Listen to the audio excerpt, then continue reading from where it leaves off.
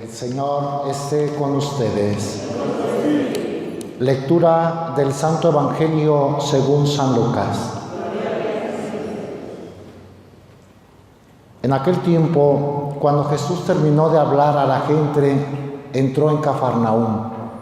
Había allí un oficial romano que tenía enfermo y a punto de morir a un criado muy querido.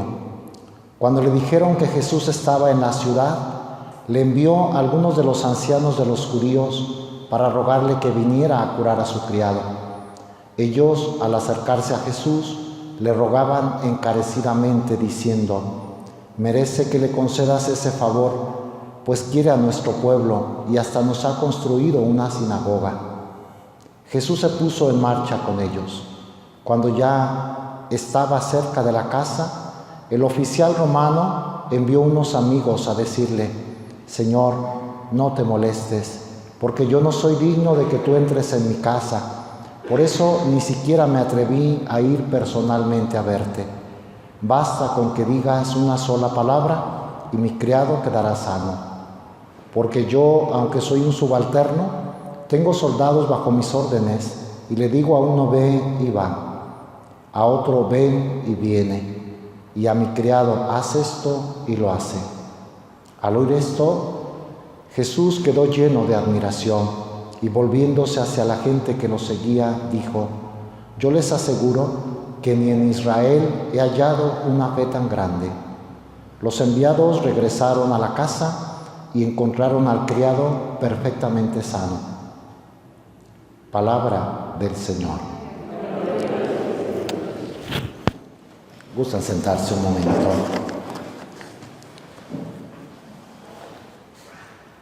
Tenemos hoy en el Evangelio la curación del criado de un centurión romano, gracias a la fe de aquel soldado.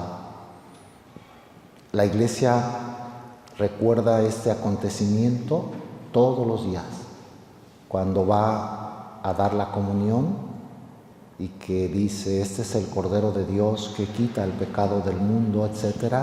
La respuesta es la del centurión romano: «Señor, yo no soy digno de que entres en mi casa».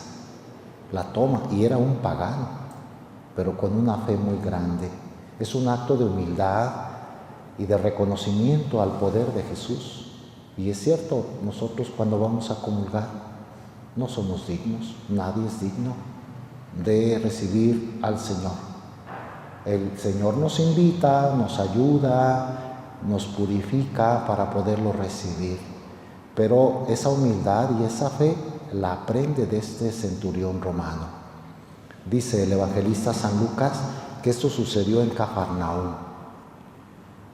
Llegó el Señor, entró a Cafarnaúm. Allí era una ciudad importante, Cafarnaúm, había un destacamento militar. Recuerden que Palestina estaba en manos de los romanos.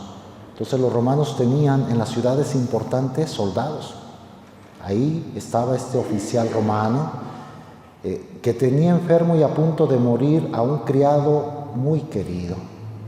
Ni siquiera era su hijo, ni siquiera era su hermano, ni siquiera era su padre, era un criado. Esto habla de los sentimientos buenos que debió haber tenido aquel oficial. Era importante socialmente. Los oficiales romanos pues eran para Roma muy apreciados, el salario incluso muy alto. Era un oficial romano. Vamos, esto habla de que aunque fuera él muy importante, tenía sentimientos de humanidad y de caridad. Un criado suyo muy querido. Y dice San Lucas que le dijeron que estaba Jesús en la ciudad. Le dijeron a aquel hombre importante: «Ya llegó el profeta de Nazaret, está aquí en Cafarnaúm, está en la ciudad». Entonces le envió a algunos de los ancianos de los judíos. Él era pagano, pero sabía que los ancianos de los judíos pues era gente piadosa, era gente con fe, para rogarle que viniera a curar a su criado. Vayan a decirle que tengo a mi criado, que a ver si puede venir a curarlo. Fe, a pesar que era pagano, que no creía en Dios, sabía que aquel Jesús de Nazaret era bueno, misericordioso y poderoso, tenía autoridad. Que venga. Ellos, dice San Lucas, al acercarse a Jesús, le rogaban encarecidamente. Lo querían mucho aquel oficial, aquel centurión. ¿Por qué? Merece que le concedas ese favor, pues quiere a nuestro pueblo y hasta nos ha construido una sinagoga. Sin ser de la religión judía, sin ser judío de raza, era solidario con el pueblo. Construir una sinagoga como construir un templo nunca ha sido algo fácil ni barato. Debió haber sido muy generoso aquel oficial. Nos ha construido una sinagoga, quiere a nuestro pueblo. Rogaron por él, intercedieron por él. Jesús aceptó la invitación de ir a curarlo, dice el Evangelio. Jesús se puso en marcha con ellos. Cuando ya estaba cerca de la casa, el oficial romano envió unos amigos a decirle, ni siquiera se sintió digno de que Jesús viniera hasta su casa. Mandó decir, Señor, no te molestes, porque yo no soy digno de que tú entres en mi casa. Yo ni siquiera tengo fe, no soy digno, he cometido muchos errores. Tú eres un hombre santo, un hombre bueno. Por eso le dice, basta con que digas una sola palabra y mi criado quedará sano. ¡Qué fe tan grande! Ni siquiera necesito que vengas. Tu palabra es poderosa. Es una fe como la que debemos tener en Dios. No le dice, eres Dios, pero ¿a quién le vamos a decir? Habla y todo lo que tú digas se cumple. Pues solo a Dios. O sea, mostró mucha fe. ¿A quién le vamos a decir, oye, di esto y se va a cumplir, di que se cambie esto de lugar? Pues no. Solamente a quien le tienen mucha confianza. Basta con que digas una sola palabra y mi criado quedará sano. ¿Y por qué? ¿Cuál es el argumento que usa aquel soldado? Pues la disciplina militar. Que qué bonita comunicación le hace. Porque yo, aunque soy un subalterno, soy centurión, soy oficial, pero tengo más arriba quien me mande. Tengo soldados bajo mis órdenes. Y le digo a uno, ve y va. Y a otro, ven y viene. Y a mi criado, haz esto y lo hace. Así como yo tengo autoridad militar, tú tienes autoridad sobre la enfermedad y sobre la vida y sobre la muerte. ¿Qué acto de fe? A su manera. Él no dice, como dicen las Escrituras, que Dios no conocía las Escrituras, no tenía fe, tenía confianza de acuerdo a su experiencia. Esto le gusta mucho al Señor. Dice, al oír esto, Jesús quedó lleno de admiración y le dice a la gente, yo les aseguro que ni en Israel he hallado una fe tan grande.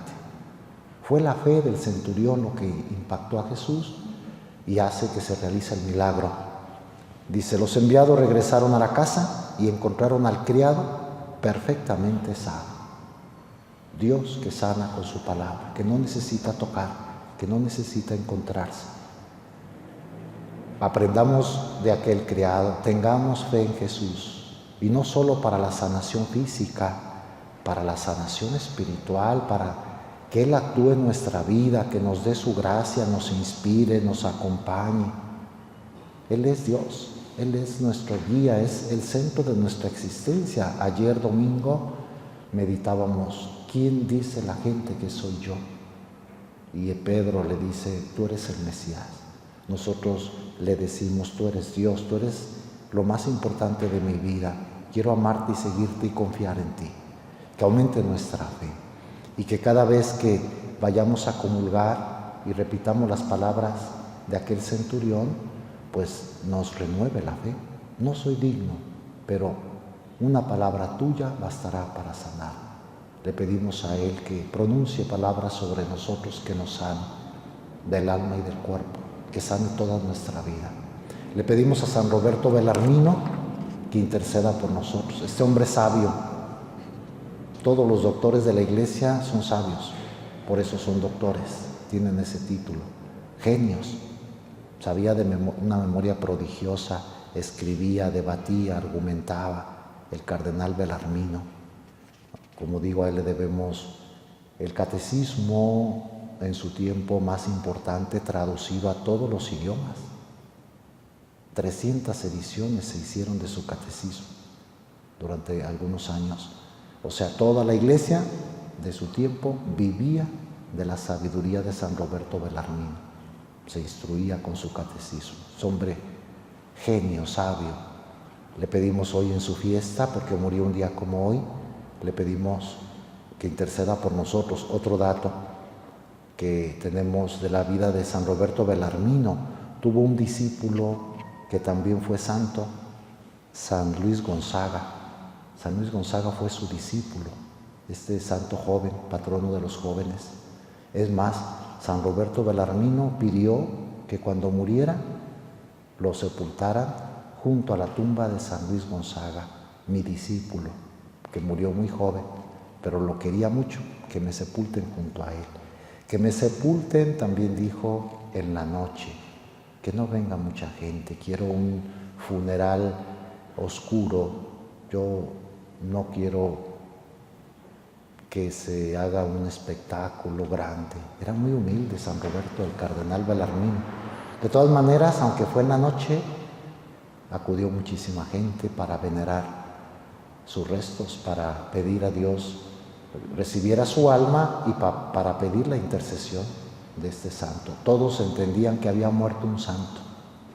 Tardaron mucho en canonizarlo y luego en declararlo doctor de la Iglesia, pero desde que murió la gente, nosotros intuimos, ¿no?, el sentido de la fe del pueblo de Dios cuando hay santidad en una persona. San Roberto Bellarmino, así se le veía, sus obras, sus gestos, sus acciones, su vida, la gente entendió, es un santo. Pues hoy lo recordamos a muchos años de distancia, murió en 1621, hoy lo recordamos y le pedimos que desde el cielo este santo pequeñito interceda por nosotros, pequeñito de estatura, grande en moral, en espiritualidad, en santidad, que así sea.